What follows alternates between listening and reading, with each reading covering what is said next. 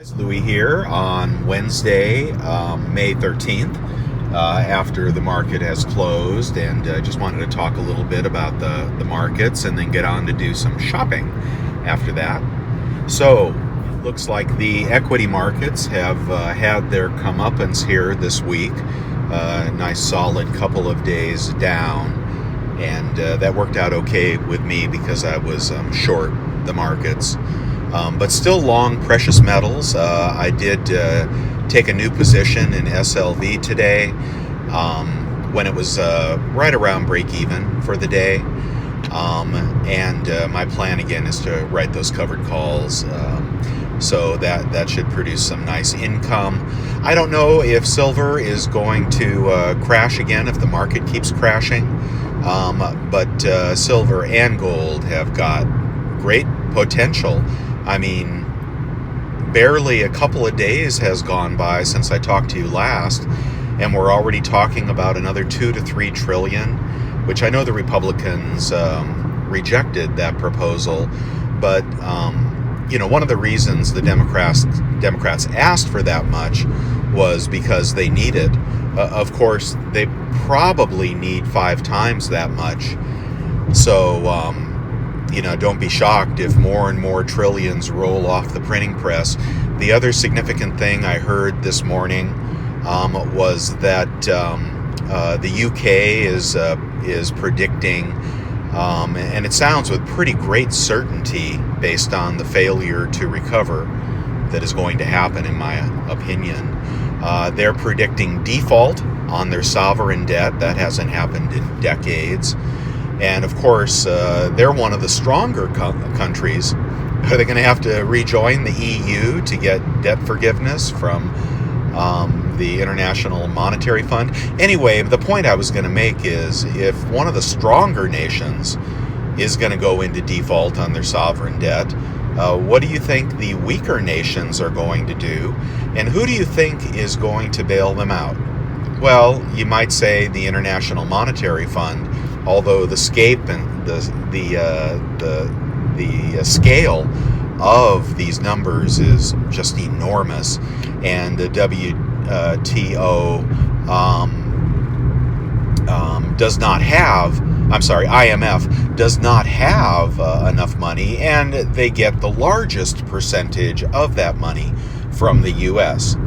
Now, if you've already gone bankrupt and you contribute into the IMF, I'm not sure if you contribute with fake dollars or how that will happen, but I guarantee the U.S. will be part of the world bailout.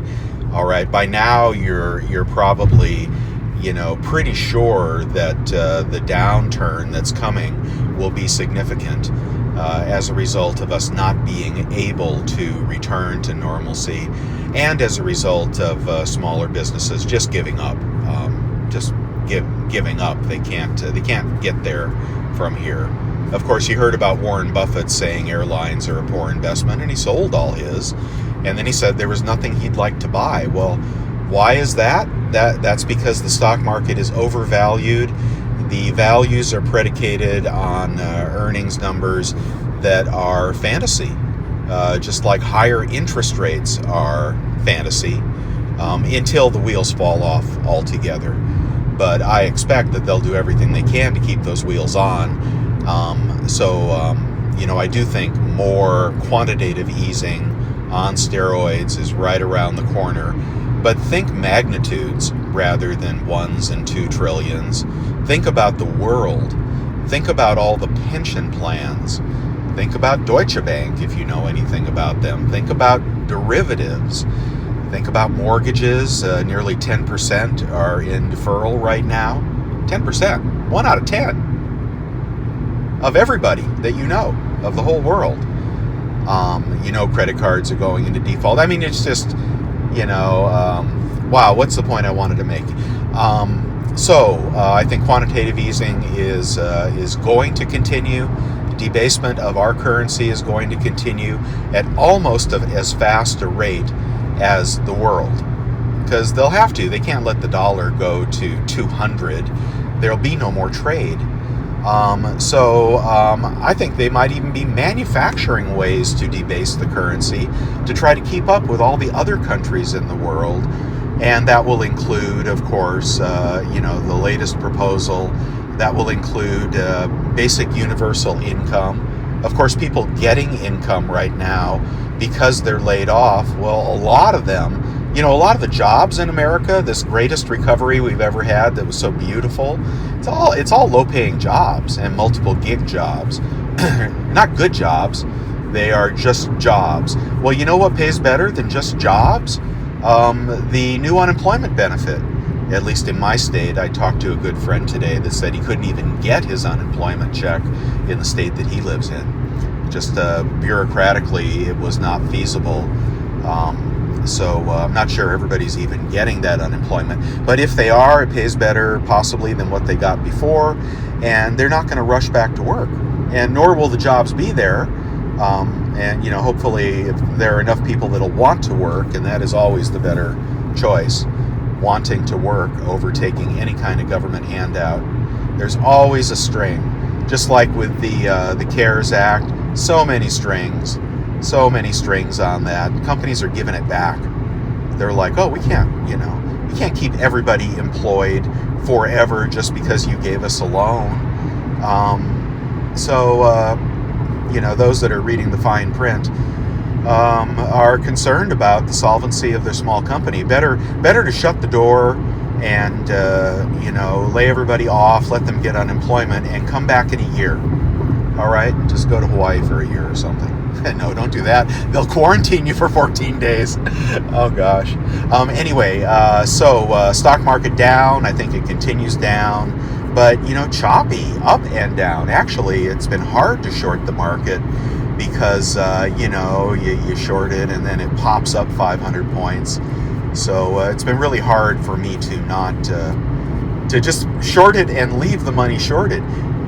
I mean, in my non-professional opinion, that's the way people are making money right now. It's not on hoping that, Google goes to 20,000.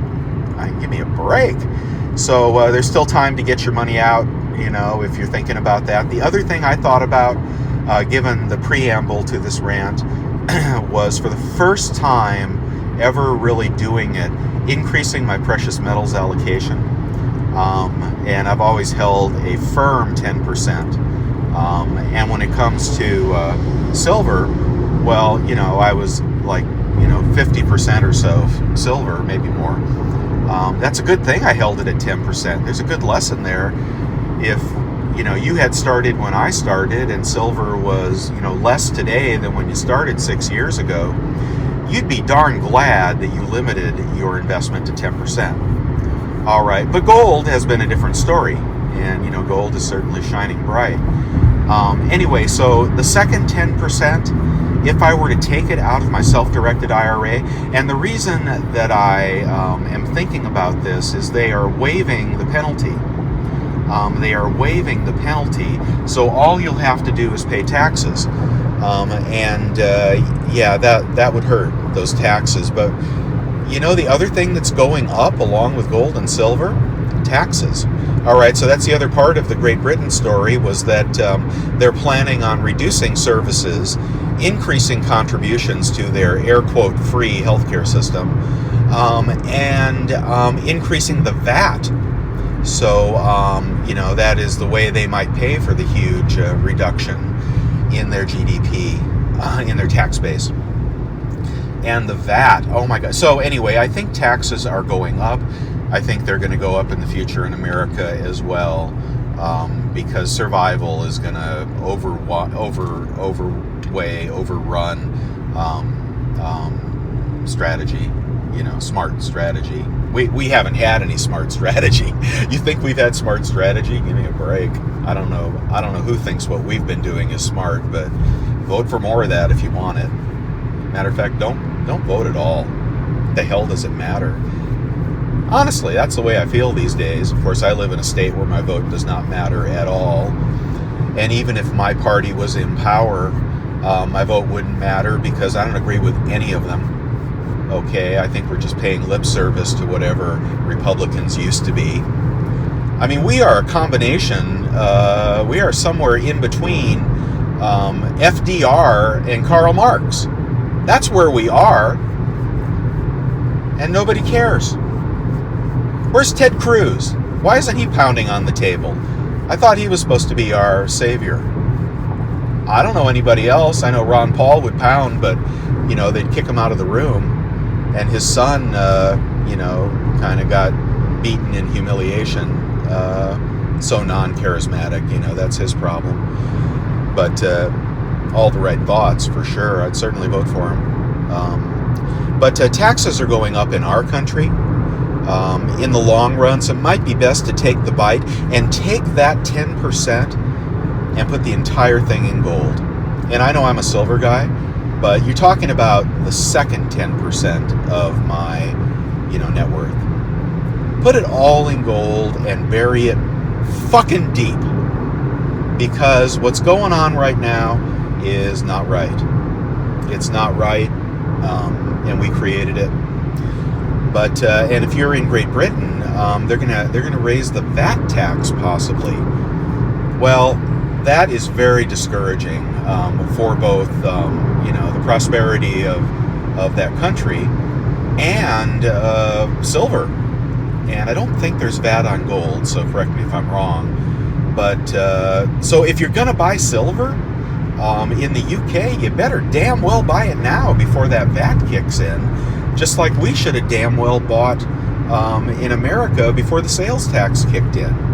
And there are still a couple of loopholes, you know, places where you can get it without sales tax.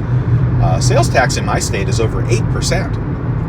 Imagine if it were 30%. How much silver would you buy? You know, so that strikes me as the epitaph of what's going to happen here. I think that if you haven't bought your precious metals, eventually I think they are going to make it impossible for anybody new to buy precious metals. They're going to put a tax on it or something when it runs, and gold too probably. They're going to have to, right? But that's the long-term future, and that's doom and gloom. But it also suggests that there is some urgency to stacking silver and gold. This has fallen apart fast. And if you look at numbers, if you look at forecasts, real numbers, it's devastating what's coming. And I think it'll be worse in the world. And then we're going to have resurgence on top of that, because you saw, was it Texas today, doubling in cases since they reopened. And we're just going to have to live with that. But that's the frosting on the cake. The bitter frosting is we're going to be fighting a man-made virus for the survival of our world economy. And, you know, grandma and grandpa are in the balance.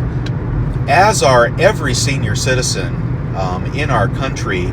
You think that CPI is going to keep you even with inflation? You think that CPI applied to our Social Security checks is going to keep up with what comes next? You know, minus the temporary deflationary blip, right? You know what comes next. Everything gets more expensive because dollars are devalued. And grandma and grandpa have less to live on. Ask them how that's worked out over the last 20 years. And whether CPI has kept up with the cost of their rental housing or their health care, you know, premiums for the Gap, or clothes, or food. Just ask them. Better yet, go back and watch a movie from, you know, the year 2000. Let's even take a bubble year, the year 2000, and look at the prices of things. You know, if you watch like The Breakfast Club or one of those movies where, you know, they're buying stuff, or, you know, they're showing you the price of gasoline, you know, 35 cents, whatever. But, you know, ask your parents if their Social Security check, you know, is going to go up 10 times in the next 20 years. I don't think so. And if CPI indicates it should, they'll change CPI. Matter of fact, they'll probably just go bankrupt on the whole thing, as will pension holders be put into bankruptcy. That, you know, there's no sound money to go around, so hold tight to your precious metals. Wow, this was a pretty good sized rant. I may not have time for the shopping trip. I'll check the time. But you guys, I really enjoy talking with you. I hope you'll leave a comment. Maybe there's some good news somewhere that I missed. But I hope you'll leave a comment and give me a thumbs up if you can. All right. Bye now.